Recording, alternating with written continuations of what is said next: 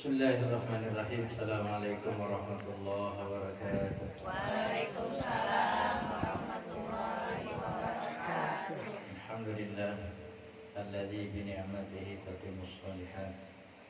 Alhamdulillahilladzi hadana hada wa kunna linahtadiya lawla an hadana Allah.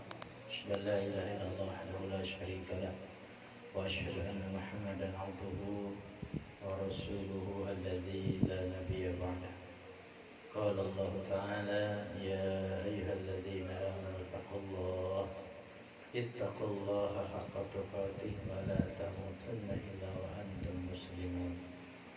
Wahai orang-orang yang beriman, bertakwalah kalian kepada Allah dengan sebenar-benarnya takwa. Wa la tamutunna, dan janganlah kalian mati illa wa antum muslimun, kecuali kalian tetap menjadi seorang muslim atau wafat tetap dalam keadaan Islam. Hadirin shaimin wa shaimat wal qiyamin, alhamdulillah malam ini saya bisa hadir di sini silaturahim dengan Haji Rama, masyaallah, Dr. Haji Rama. Hafizahullah, semoga Allah menjaga beliau dan keluarga serta mensehatkannya. Termasuk yang hadir.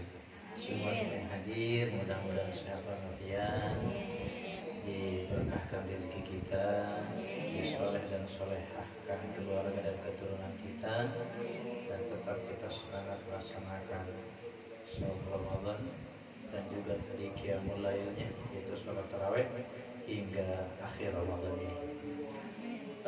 Hadirin sekalian yang dirahmati Allah, saya ingin menyampaikan sebuah tema selain pendidikan.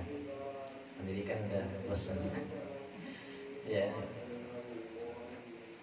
Sebuah tema yaitu mengapa kita harus berpuasa, ya kan? Kenapa sih kita harus berpuasa?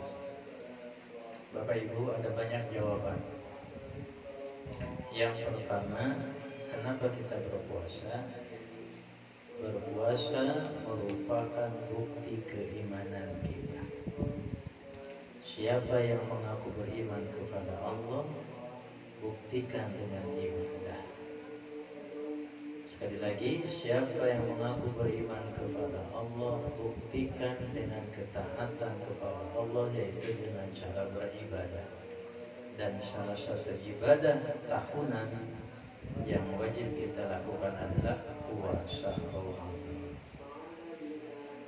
Ya, jadi sekali lagi, puasa ini merupakan bukti keimanan kita. Itulah makanya kalau kita buka Al-Baqarah 183 yang memerintahkan kita berpuasa, ayat yang memerintahkan kita berpuasa itu yang dipanggil orang beriman. Ya, gimana ayatnya? Ya ayyuhalladzina amanu kutiba, ya kan? Wahai orang-orang yang beriman, wajib atas kamu berpuasa. Yang dipanggil siapa? Orang yang beriman. Isi panggilannya apa? Perintah berpuasa. Jadi kalau kita mengaku beriman kepada Allah, taati apa kata perintah Allah.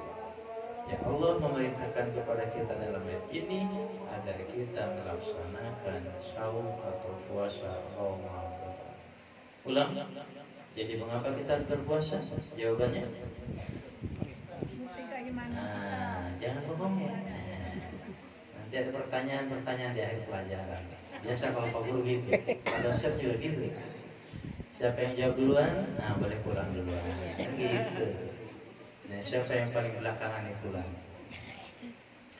Itu yang pertama. Yang kedua, Bapak Ibu, mengapa kita harus berpuasa? Kira-kira menurut Ibu apa? Kenapa saya harus berpuasa? Tadi bukti keimanan. Kedua? Perintah Allah. Ya, boleh. Karena ada kalimat kutiba, perintah Allah.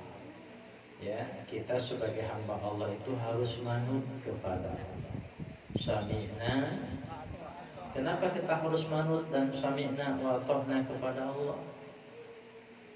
Karena kita berasal dari Allah, diciptakan oleh Allah, diberi hidup oleh Allah, tinggal di bumi ciptaan Allah, diberi rizki dan fasilitas oleh Allah, nanti setelah dunia akan kembali lagi kepada, maka kita tidak bisa lepas dari pengaruh dan peran serta Allah. Tuh, makanya kan iftitah kita, apa ikrar kita? Iftitah. Ya, inna sholati wa nusuki wa mahyaya wa mamati lillahi. Siapa yang hafal artinya? Ayo, sesungguhnya salatku, ibadahku, matiku, hidupku hanya keroyokan kan jadi tamat tuh.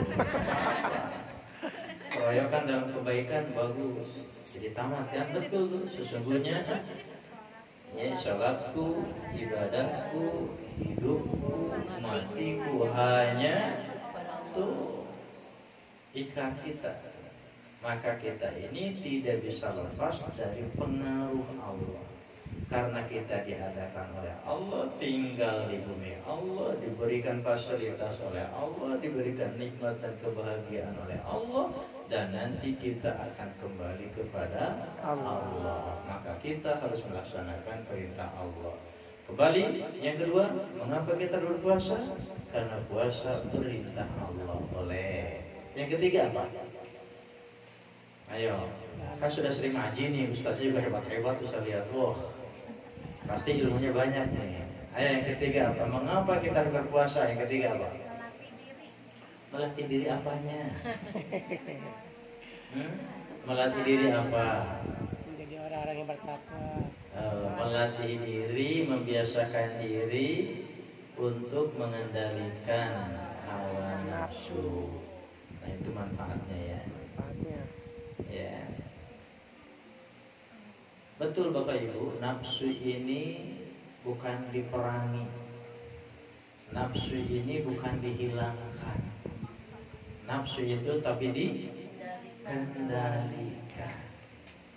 Ya, salah satu hikmah puasa adalah mengendalikan nafsu kita. Baik nafsu kaitan dengan masalah makanan dan minuman maupun nafsu syahwat. Ya, jadi itu masuk kepada apa yang disebut dengan hikmah ya daripada puasa. Nah, hadirin yang dirahmati Subhanahu wa taala, mengapa kita harus berpuasa? Yang ketiga, bahwa puasa termasuk salah satu rukun keislaman kita. Rukun Islam kita ada berapa? Ada 5. Pintar. Kayaknya pulang semua. Satu apa? Syahadatain. Bukan syahadat aja, 2 ya. Syahadatain. Artinya 2 kalimat syahadat. Kalau syahadat doang cuma 1. Kalau 2 syahadat. Atau bahasa kitanya apa? 2 kalimat syahadat. Apa bunyinya? Asyhadu an la ilaha illallah wa asyhadu anna Muhammadan rasulullah. Udah hebat nih hasilnya nih pembinaan Pak Haji nih. Setiap pertanyaan saya dijawab terus nih, Masya Allah. Nih tinggal nanti diuji skripsi aja. S1 nanti oleh Pak beliau bimbingan skripsi ya. Hasil ceramah-ceramah itu. Ya, syahadatain. Kedua apa? Mengerjakan sholat. 3 Puasa di bulan Ramadan. zakat atau puasa? Zakat. Puasa dulu. Maunya yang mana? Puasa dulu. Nah, ketiga Zakat. zakat. Keempat Pergi puasa. haji. Kelima Pergi haji. haji. Kita mampu adanya. Tadi ada bingung ya? Zakat dulu apa puasa dulu? Bingung nggak? Nah, biar nggak bingung jawab dengan hadis Nabi. Al-Islamu huwa an tashhada an la ilaha illallah anna Muhammadar Rasulullah wa tuqimas shalah wa tu'tiyaz zakah wa tasuma Ramadan wa tahijjal bait man istata'a ilaihi sabila. Jadi ketiga apa? Yang keempat, yang kelima, jangan lagu tengkar ya, akur ya. Yang ketiga apa tadi? Keempat, 5, zuhur ya. Ya. Alhamdulillah. Kan gitu hadisnya. Wa tuqimas shalah wa tu'tiyaz zakah wa tasuma ramadan wa tahijjal bait in istata'ta ila sabilillah. Nah, jadi kalau kita ini berpuasa Ramadan berarti kita melengkapi dan melaksanakan rukun. Apa artinya rukun? Rukun apa? Suatu perkara atau sesuatu yang harus ada dalam sebuah rangkaian ibadah. Kalau rukun ibadah, kalau Islam berarti ya 5 hal tadi itu harus ada dalam keislaman kita. Jadi kita berislam itu ada rukunnya, gitu. Rukunnya tadi 5, 5-5-nya harus ada. Kalau hilang salah satu batal keislamannya. Rukun kan? Coba dalam sholat kalau nggak ada rukun, hilang aja rukunnya 1. Ya kan? Bahkan dianjurkan harus sujud sahwi itu. Karena rukun harus dilaksanakan. Ulang, yang ketiga, mengapa kita harus berpuasa Ramadan? Karena puasa Ramadan merupakan rukun keislaman kita. Siapa yang mengaku beragama Islam, maka dia harus berpuasa. Karena puasa bagian dari rukun keislaman kita. Paham tidak? Arti tidak? Coba sebutin mengapa puasa. 1. Tuh. Bukti keimanan. Udah tahu tinggal 5 watt kagak nyatet. Ya iya hilang ilmunya. Ya konsentrasi aja harus nyatet, apalagi udah 5 watt. 1. Bukti keimanan. Itu nggak apa-apa Bu, nyontek apa-apa. Kan harus ada catatan. 2. Perintah. Yang ketiga, rukun Islam yang ke tuh ya, yang kelima yang keempat ya. Bayar zakat. Mengapa kita harus berpuasa? Mengapa kita harus berpuasa? Karena di dalam puasa banyak keuntungan. Sekali lagi, mengapa kita harus berpuasa? Karena di balik ibadah puasa itu banyak mengandung keuntungan yang disebut dengan fadilah saum. Ibu-ibu, bapak-bapak hadirin, syariat Islam itu semuanya mengandung keuntungan. Jangankan yang hukumnya wajib, yang hukumnya sunnah pun keuntungannya banyak. Contoh, puasa Arafah, keuntungannya apa? Banyak. 1, menghidupkan sunnah Nabi. Tuh, sama Arafah? Sama Arafah itu sama apa coba? Ayo, udah hilang konsentrasi nih. Kayaknya pikiran udah di rumah. Sama Arafah itu sama apa? Saum yang dilakukan pada tanggal 9 Zulhijjah, pada saat jamaah haji sedang wukuf di mereka yang tidak melaksanakan ibadah haji disunahkan melakukan saum, namanya saum Arafah, hukumnya sunnah. Ternyata Bu, walaupun sunnah, keutamaannya, manfaatnya, keuntungannya banyak. 1, menghidupkan sunnah Nabi. Tuh, jadi kalau kita puasa Arafah itu menunjukkan sunnah Nabi. Yang kedua, tentu mendapatkan ridho Allah. Cari akan meraih ridho Allah. Yang ketiga, saum Arafah menghapus dosa setahun yang lalu dan yang akan datang. Itu sunnah, apalagi wajib. Memang syariat Islam itu nggak ada yang nggak bermanfaat. Dan yang akan memanen manfaat-manfaat syariat Islam tadi itu hanya mereka yang mengamalkan syariat Allah. Ya, orang yang akan memanen daripada buah ajaran Islam ini hanyalah mereka yang mengamalkan ajaran Islam. Nih, yang tarawih. Siapa yang berpahala tarawih? Kok bingung? Siapa yang akan dapat pahala tarawih? Yang melaksanakan tarawih. Bingung amat, sama aja kagak bingung. Iya kan? Yang nggak tarawih dapat pahala tarawih nggak? Lah kagak. Yang dapat tarawih pahalanya siapa? Nah, jadi Islam ini akan diraih manfaatnya hanya mereka yang melaksanakan syariat, termasuk puasa Ramadan. Ambil sajalah dari 10, ambil 4 saja keuntungan atau manfaat saum Ramadan. Yang pertama, manfaat saum Ramadan itu mengampuni dosa-dosa kita di masa lalu. Jawab bicara dosa masa lalu, ingat-ingat coba. Banyak Dosa sejak balik. Dulu balik usia berapa tahun? Ada yang 12, ada yang 15. Ya, taruhlah usia 15.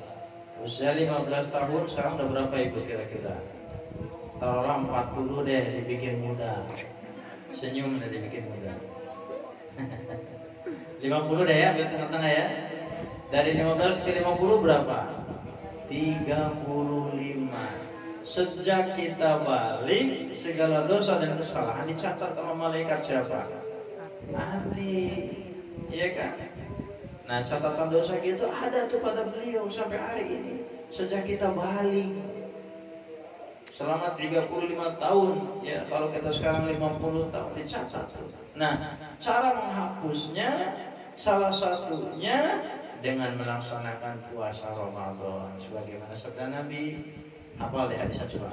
Siapa yang hafal? Nanti dapat hadiahnya. Ya, dapat minuman madu sama kurma dari Pak Haji. Apa? Hadis ya. Man shoma Ramadana imanan wahtisaban ghufira lahu ma taqaddama min dambi. Tuh. Ini populer, Bu. Pak, kalau di bulan Ramadan hadis ini populer. Ayatnya tadi kutiba alaikumusiyam. Hadisnya ini masa hafal-hafal udah 50 tahun. Ayo, hafalin sekarang ya. Iya, masa 50 tahun satu hadis pun kagak hafal.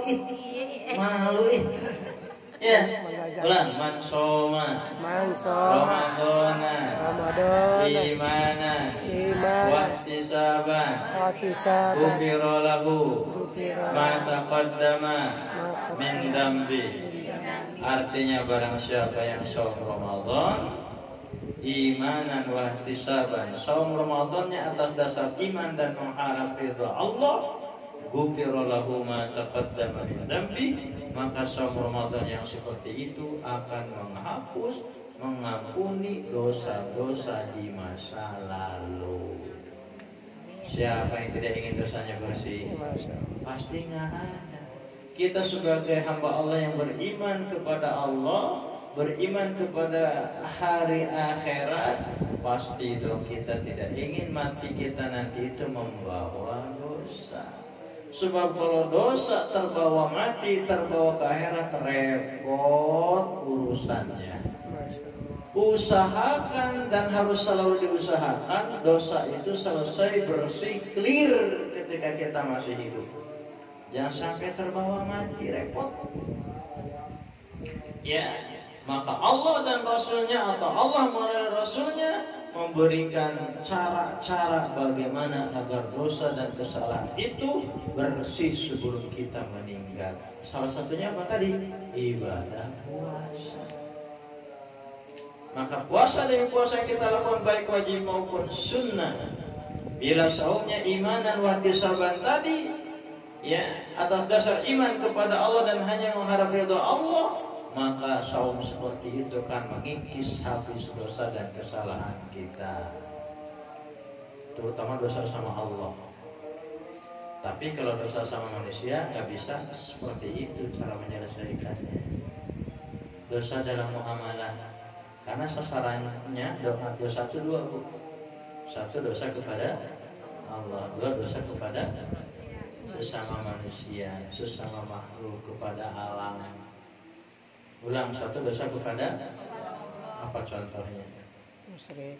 Ya, menyekutukan Allah, musyrik. Apalagi mengingkarinya alias kufur. Apalagi dosa kepada Allah, tidak melaksanakan sholat 5 waktu. Itu kan perintah Allah ya. dosa sama Allah itu.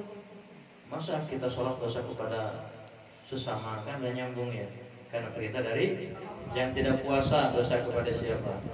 Allah. Yang tidak haji dosa kepada Allah. Yang tidak berzakat, ya, jadi dosa sasarannya kepada Allah. Nah, dosa kepada Allah dengan cara tadi dan taubatan nasuha, maka insya Allah akan dihapus. Yang kedua, dosa kepada sesama manusia. Nah, ini mah harus diselesaikan. Misalnya pernah memfitnah seseorang, datangin orang itu dan minta maaf sampai dia mengikhlaskan dan memaafkan. Tuh, ya, kalau dia sudah keluar kalimatnya memaafkan dan mengikhlaskan, clear, di akhirat tidak akan dituntut sama orang yang difitnah. Kita yang difitnahnya misalnya jangan dibalas dengan fitnah lagi. Orang benci kepada kita, kebencian orang jangan dibalas lagi. Sebab kalau kebencian dibalas benci, fitnah dibalas fitnah, zalim dibalas zalim, itu namanya kembarannya, gak ada bedanya. Itu adik kakak bahkan kembaran, sama-sama zalim, sama-sama fitnah, sama-sama jahat. Emang lo aja yang bisa jahat, gue juga. Emang gue dikasih makan sama lo, ayo lo ya. Nah, itu namanya sama aja. Kan suka ada gitu ya. Dikit-dikit emang lo ngasih makan gue, gitu kan. Apa kali kaitannya sama makan? Ya, jadi tidak boleh dibalas, ya. Sebab khawatir nanti malah tidak ada nilai lebihnya. Gitu. Jadi ada dosa kepada Allah, ada dosa kepada sesama. Yang kedua, manfaat saum apa? Saum yang kita lakukan itu ternyata akan menjadi tameng, perisai, pelindung dari api neraka. Tahu api? Pasti. Api neraka tahu? Belum. Baru api apa? Api dunia. Api biru, api dunia. Coba telunjuk digini itu api biru. Jangan kan langsung ke apinya, gorengan aja, ceret misalnya, atau penggorengan. Gak usah penggorengannya, yang di atas penggorengan apa? Minyaknya. Coba giniin, itu aja nggak mampu, apalagi apinya. Itu baru api, masya Allah. Api akhirat berlipat-lipat kali api dunia panasnya. Nah, dengan puasa yang kita lakukan, kata Nabi kita yang mulia, maka puasa itu akan membentengi, menjaga. Coba, makanya ibu, bapak, berlapar-lapar dan berhaus-haus dengan puasa, ternyata manfaatnya banyak. Lagi pula lapar dan haus dalam kurung tanda kutip menderita karena puasa. Itu kan tanda kutip ya, kan menderita tuh lapar, haus, lemas. Itu ternyata akan menjadi penolong kita kelak di akhirat, yaitu menjaga dari api neraka. Tuh, ya, menderita tanda kutip dengan puasa, lapar haus tadi itu tidak seberapa dibanding penderitaan kelak di akhirat. Gitu, ya. Makanya ada pepatah mengatakan kita pakai itu berakit-rakit ke hulu, berenang-renang ke tepian. Masih ingat pepatah itu dulu di SD? Ada kan peribahasa ya? Berakit-rakit, berenang-renang. Saya tes dulu di anak sekarang, nggak hafal gituan anak sekarang di sekolah. Apaan tuh Pak? Dulu kan pelajarannya ya, peribahasa biasa juga ya, cakap kan kita ya, masa sekarang nggak ada anak tulisan anak acak-acakan. Karena sudah banyak gini sekarang. Jarang gini. Iya, pencet handphone, pencet laptop, kirim tugas segala macam. Gini sudah kurang. Jarang yang sekarang bisa tulisannya cantik kayak gitu. Ada hilang itu. Ya, berakit-rakit ke hulu artinya bersakit-sakit dahulu. Berenang-renang ke tepian, bersenang-senang. Jadi kita berakit-rakit itu sekarang berjuang. Lagi pula tadi menderita di dunia tanda kutip itu tidak akan langgeng. Ya, ketika kita puasa saja menahan lapar dan haus, nanti maghrib akan selesai. 1 bulan saja Ramadan, nanti Syawal akan selesai. Nggak lama, nggak seberapa. Makanya lebih baik berakit-akit sekarang, bersakit-sakit sekarang, yang menahan diri dan mengendalikan diri, asal nanti di alam barzah dan di akhirat selamat. Itu, ya. Maka kita harus berjuang dulu. Yang ketiga, puasa yang kita lakukan itu manfaatnya adalah bahwa ternyata puasa itu akan menjadi syafaat kelak di akhirat. Apa syafaat? Penolong. Kata Nabi, Al-Quran wasyam yashfa'anil abdi yawmal qiyamah.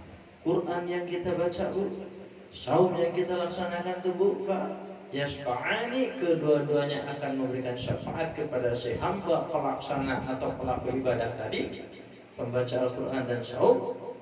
Pelaksananya kan itu, maka mereka akan diberi syafaat kelak di hari kiamat oleh Al-Quran dan saum yang dia laksanakan. Nanti akan datang, ya Rob, kata saum, mana hamba yang dulu ketika di dunia dia berlapar-lapar dan haus, menahan lapar dan haus demi aku, kata puasa, demi untuk saya, maka sekarang saya akan memberikan syafaat. Terakhir yang keempat, dari 5 watt sudah 3 watt masalahnya. Yang keempat, saum itu mensehatkan. Oh, banyak, Bu, manfaatnya, ini baru 4 dari 10. Mensehatkan. Ada hadis Rasul ada yang mengatakan dhaif, sumu tasihhu. Saumlah kalian karena saum itu akan mensehatkan.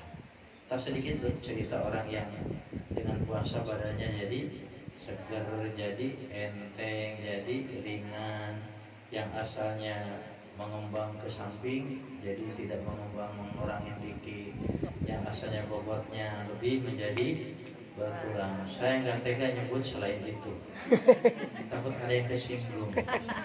Ya, nanti pulang-pulang dari sini ada yang kesinggung, dosa lagi. Ya, jadi puasa itu mensehatkan. Ya, tak sedikit yang cerita, aduh, alhamdulillah ini puasa enak badan. Saya asal biasanya mah, lagi puasa tuh aman, tamat. Kalau hari biasa, ya Allah, terlambat makan aja, udah langsung. Begitu puasa, aman 30 hari. Tuh. Jadi saumlah supaya sehat jasmani maupun rohani. Ada aja yang lain banyak. Tiap malam ada kajian ya. Ada. Malam kemarin apa temanya? Tuh, lupa lagi. Pendidikan. Orang tua kepada anak. Cerita dong gimana pendidikan orang tua kepada anak. 1. Coba yang paling penting, yang paling pokok, yang paling krusial, yang paling inti pendidikan orang tua kepada anak gimana? Dia mengajar anaknya dan memberikan contoh. Contoh dengan teladan. Ada yang nyangkut nih, ini serius nih. Besok dibawa. Ibu ketik dia. Nanti ibu ketik, kalau ada ketikan lalu ibu share di grup. Nggak bisa ngetik saya.